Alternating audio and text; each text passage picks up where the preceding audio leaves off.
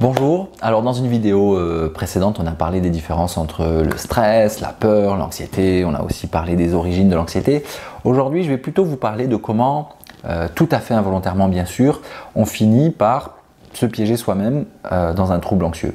Tous les troubles anxieux fonctionnent à peu près de la même manière, il y a une espèce de même mécanisme et je pense que ça peut être utile de connaître ce mécanisme ou éventuellement de savoir le reconnaître. Alors on voit ça tout de suite.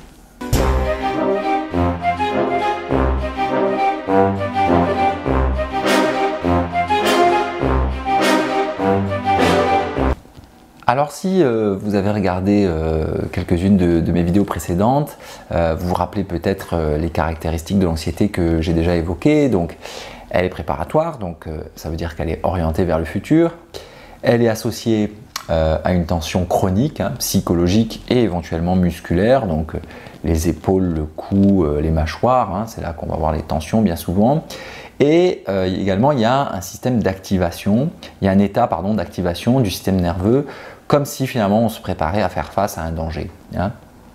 Et souvent, quatrième chose, ce qui la déclenche n'est pas obligatoirement très clair. Bien sûr, ça peut l'être, comme dans le cas des phobies, mais ce n'est pas toujours si évident si par exemple on pense aux troubles anxieux généralisés. Une cinquième chose qui est importante et dont je n'ai pas parlé jusque-là et qu'il faut prendre en compte, c'est le caractère désagréable de l'activation physiologique, des sensations physiques que crée l'anxiété. Quand vous êtes anxieux, vous avez des sensations physiques et ce sont finalement ces sensations qui sont pénibles.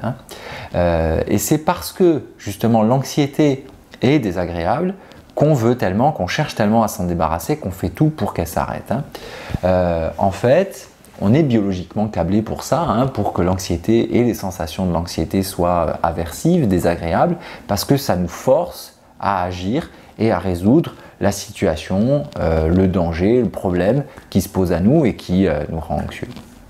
Donc de manière générale, si vous pensez à ce qui vous pousse à agir dans la vie, c'est deux choses, soit c'est rechercher le plaisir, même à long terme, soit éviter du déplaisir, et c'est par ce biais-là, donc éviter le déplaisir, que l'anxiété va nous forcer à sortir du statu quo.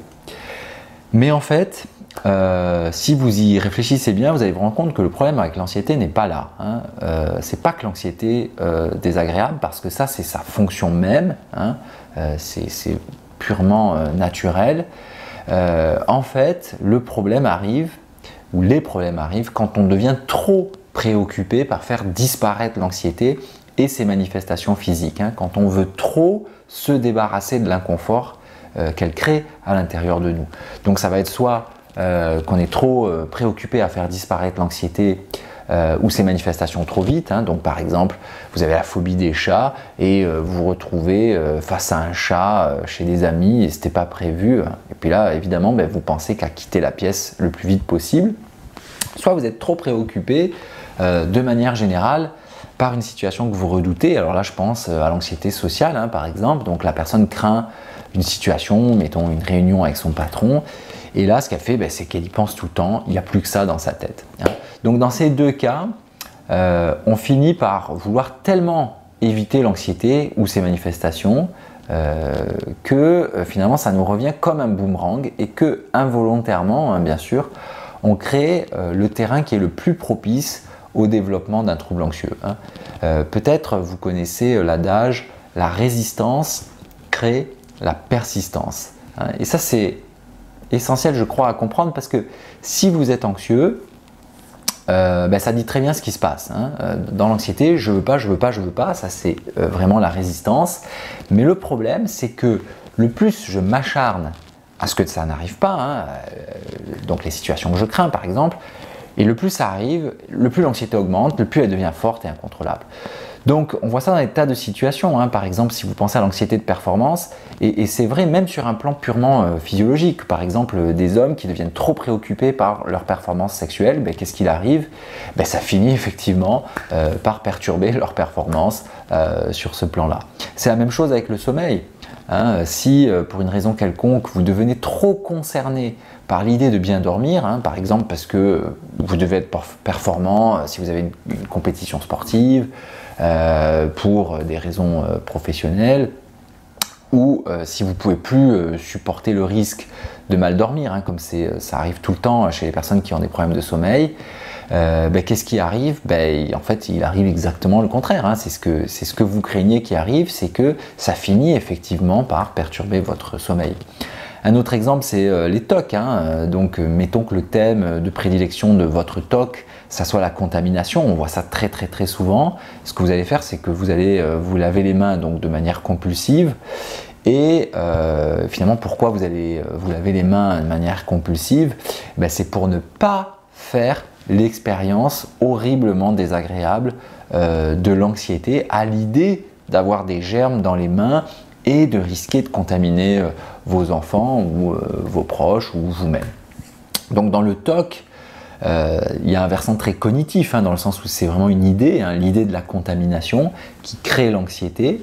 Mais cette idée, elle devient finalement tellement énorme et on veut tellement la repousser parce qu'elle est trop anxiogène, hein, qu'elle finit en fait par s'infiltrer partout.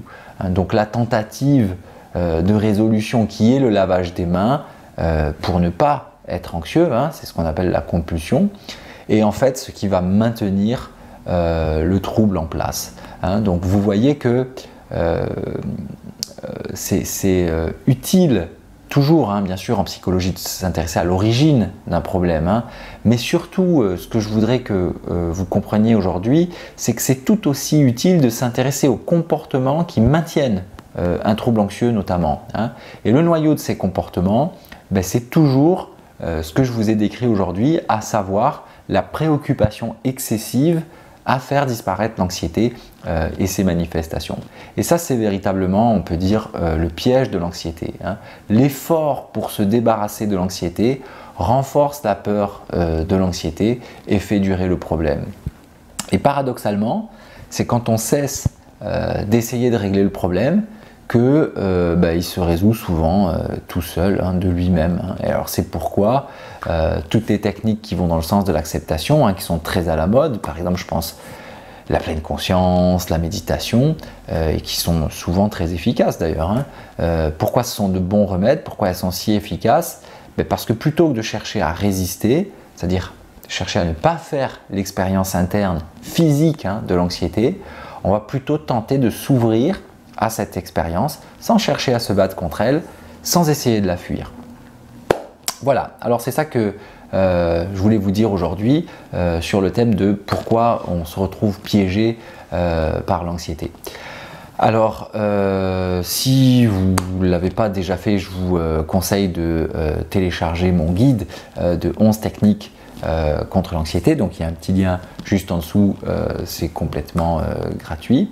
La prochaine fois, on reparlera encore d'anxiété, mais plutôt des troubles anxieux et une petite question que vous pouvez vous poser qui va vous aider à savoir de quel trouble anxieux vous êtes affecté, en souhaitant bien sûr que ça soit d'aucun.